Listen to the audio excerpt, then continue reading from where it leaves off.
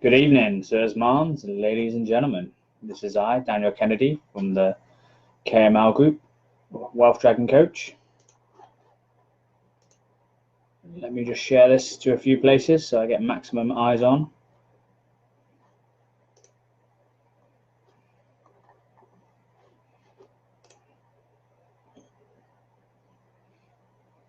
Share it to a page.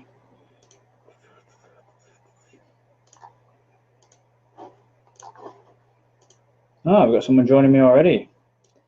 Don't worry, sir, mom, whoever you are, you'll be getting amazing content soon enough.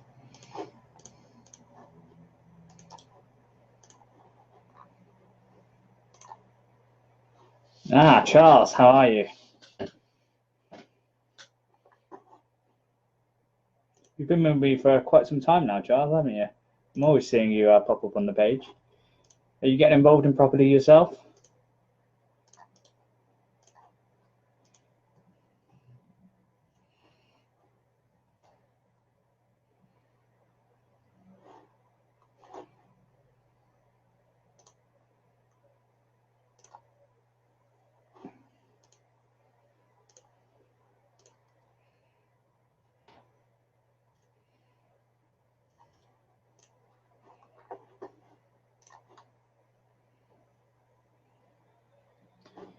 Right, I think we are good to go now. Let's just share it. So I've done that page. Right, let's begin then. So let me just take a drink. I'll begin the recording. So hello and welcome to your Wednesday dose of wealth wisdom with me, Daniel Kennedy, from the KML Group and also Wealth Dragon Coach. Today I'm going to discuss with you why having patience when getting into property is so important. And here's why. So property is a relatively simple game to get into. You save up for a deposit, you can purchase a house and rent it out. That's basically the layman's terms, or there's many strategies that you can get involved in. But when purchasing property, most people underestimate the gravity of the decision that they're going to make. So purchasing a property is a legal obligation of having to make sure that property is fit for habitation, make sure you do your gas safety certs, make sure you're doing your electrician certs and everything is up to standard. As if we fall foul for that, especially in the HMO market, you can get fined. And also there's the moral obligation of you want your tenants to be living in safe and suitable accommodation, and any person worth their salt is going to want to be able to provide that. But if you've watched the previous episode of Stages of a Property Journey, you'll realize that it can be very easily done to overstretch yourself when getting involved in property, especially if you join one of these mentorship groups where you've got deals flying at you from left, right, center, especially if you've got cash already. It can be very tempted to try and bite off more than you can chew. And I'm seeing the Grant Cardone thing explode where you go 10x, and I'm seeing him partner with people and them saying you do as much as you can. I think that is a real bad thing to do in terms of trying to ramp up and getting everything as big as possible, as quick as possible, without building the foundations. And how I mean that, if you were to take on multiple HMOs when you haven't ran one, chances are the whole system will collapse because you haven't tested, you haven't measured, you haven't got your systems in place. And same with trying to maybe do multiple deals when you haven't done your first one. I think it's much better to do one deal, see it from conception to completion, make sure you're earning a return on that, move on to the next one. And because each project you're going to learn something different. Even us now, we've done multiple projects, dozens of refurbs. I still learn things time and time again, and that always happens whenever you get involved in a build. And all that happens is the builds get more complicated, more notes get added, you network with more people, and the game becomes more complicated as opposed to more simple. And that's why I think taking your time is so important when involved in property. Like if you're getting involved, and even if you're a fairly young person, like under 50, you've got ample time. Property is going to go up in the long term. Just like obviously past performance isn't. It's very, very forgiving. You can mess up in property, stay in the property, keep it part of your portfolio as long as the tax laws don't change. And over time, you'll genuinely make your money back. It's going to be very forgiving. And that's why I think the process that most people should do is get a buy-to-let. It doesn't necessarily need to be a new build or one that's ready. It can require a little bit of work. That's always a good thing.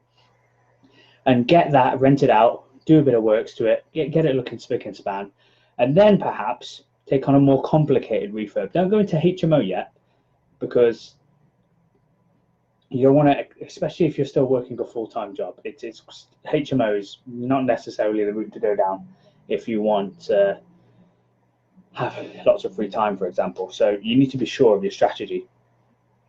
Get a few buy-to-lets, do a few refurbs, and do them one at a time. Don't do multiple deals. I know you see these fantastic outliers that provide education that say, oh, I did 13 deals in the first year, or I did 10 deals in the first year, or I'm doing a deal a month. That's great, good for them, go them.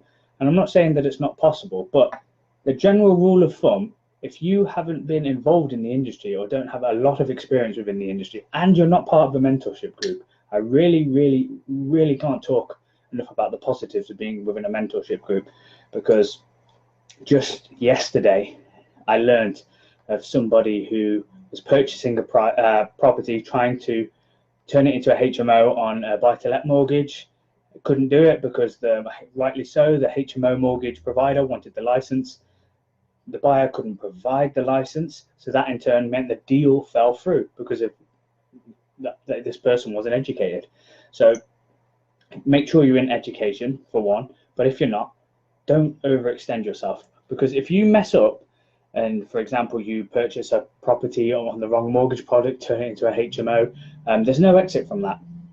I've had two people who, I'm guessing, because I've spoken to other people within the Birmingham area, that have come to me with a 4-bed HMO and they're trying to offload it because they didn't do their research. They took on too much too quickly.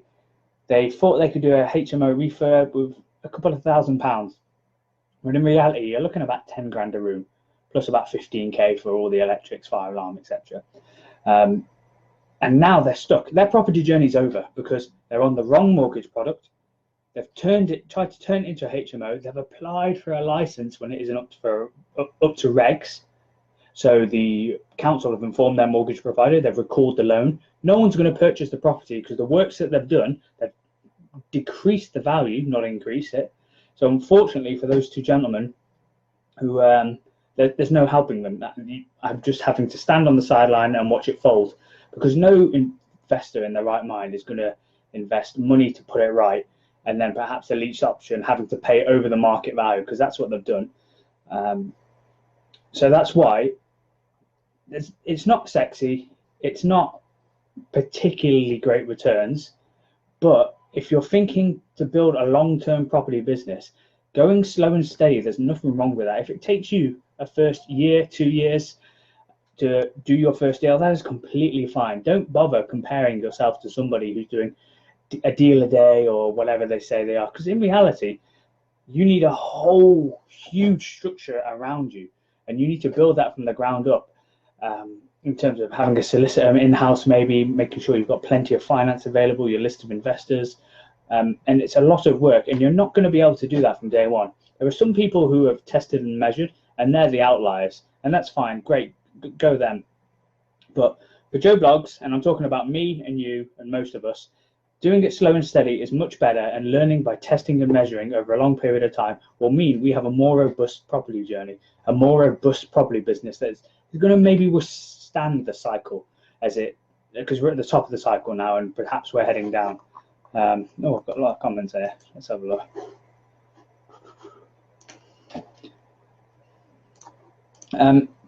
And when you look at the people who are doing really well, it can be really easy to get upset and be like, why is that person doing so much more than me? And I've chatted to a few people, especially within our mentorship group, because we've got some real sort of superstars there that are doing really well, and they've suddenly exploded out of nowhere. And it's a lot of people have questioned, like, what are they doing different to me? Everyone is in their own lane. Everyone's in their own path. Perhaps it takes you a bit longer to get the skills and develop the skills of becoming a good negotiator. Perhaps you're a bit rusty. That's not to say you won't be a success in property. Just remember, property is a long game, especially if you're under 30. You've got a good 50, 60 years of being involved in the property business. And all you have to do when you're that age is just acquire assets, because they're going to go up with time as long as they're cash flowing, and not try and overextend yourself. If it takes you 6 months to learn how to negotiate and be a really, really good negotiator, then it takes you 6 months. The key is to not give up, not overextend yourself, and have patience. It's not going to happen tomorrow. It never is. It didn't for anyone. Like, people can very easily compare themselves to others, as I said previously in this video, and that, like, what purpose does that serve? It doesn't serve any purpose. The only person you need to compare yourself to is you yesterday.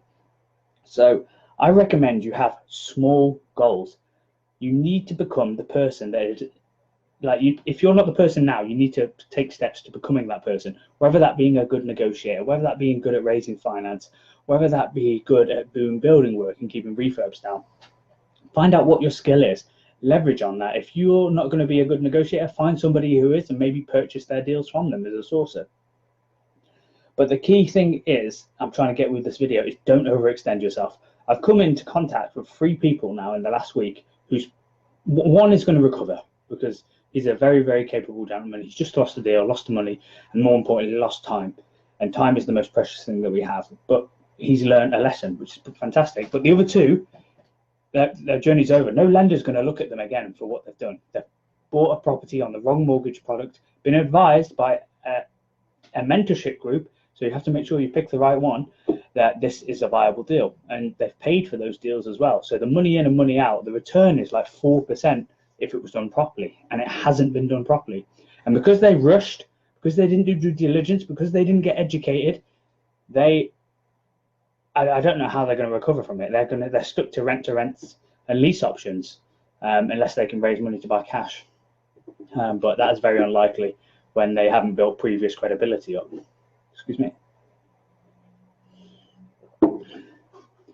If the direction you are wanting to go in is refurbs, finance, development, do one at a time. Get educated. Don't rush it. You've got plenty of time. We've got quite a lot of comments. I'll answer the comments later. And take it slow. Get educated. The days of telling the judge, I didn't know that we needed to do fire alarm tests weekly or 2 weekly, or I didn't know I needed to do fire risk assessments, are over. There are no caps on the fines. If a judge wants to make an example of you, or a council wants to make an example of you, they will. And rightly so, because there's no excuse for it when there's plenty of resources out there to learn. If you were doing a refurb, the absolute astronomical amount of people who don't even know about the basic health and safety rules about having a site manager, site first aid, having PPE, you see it all the time. People on site where they haven't got their PPE on, and perhaps there's scaffolding. Again, people can just come onto your site, health and safety advisors can come onto your site and say, health and safety isn't being followed, shut down the site, costing you money, time, resources, and then they can fine you for not providing a safe workspace for your builders. So get educated. All you have to do is find somebody who's already doing it. The market is big enough for everybody. Like, even if you approach me, there's a few other people within the Birmingham area, you can approach them about HMOs. Well, most people are not there to push you away and keep you down. They'll give you a hand up, because it's just the mindset of a successful person. They'll want to help you. They'll want to do business with you. The more people that they lift up out of poverty, the more people they can do business with, perhaps source deals on, etc., etc. So just reach out if you need help or you want to get involved in any way, and the chances are most people will help you. Always remembering that you're in this game for life. You don't just jump in and out of property if you're wanting to make real huge gains. It needs to be a long-term business, a sustainable business, and one that potentially, if you're looking to get involved, it's going to be your life, and you're going to pass it down to the next generation. If that's your plan, unless you're flipping. But even so, flipping, you're still going to need to build up that team, build up that resilience, build up the sort of war chest to be able to purchase the properties, redo them, and also learn about all the health and safety, all the regulations, all the new fire regulations depending on what you're developing. And then finally, don't compare yourself to others. Don't overstretch yourself. Do it at your pace. There's no right or wrong pace. You'll often see people that will be really, really active and they'll burn out and it's not sustainable, and then you don't hear from them again. And generally, they tend to dip out of the industry. The best thing is consistent action. Doing, for example, marketing, doing 100 leaflets a day for a year is much better than doing 100,000 in a day, because consistent action and people seeing your marketing over and over and over again, having patience that the deals will come in, establishing yourself in that area will be much more beneficial and viable long term. Because if you look at who are really successful with property, they're all based around one area. They'll be like Mr. Birmingham, Mr. Preston, Mr. whatever city that or town they're involved in, and it works really well because you build up contacts that way. Having patience, moving to the area you're investing in, focusing on one area and not spreading yourself out too thin. Making friends with the local estate agents. You'll have people call you up that, like for example, there's that for 2 years now, there's a deal on Edgbaston Road East, a 13-bed that I've been after. I've got my offer on it. It's been rejected countless times.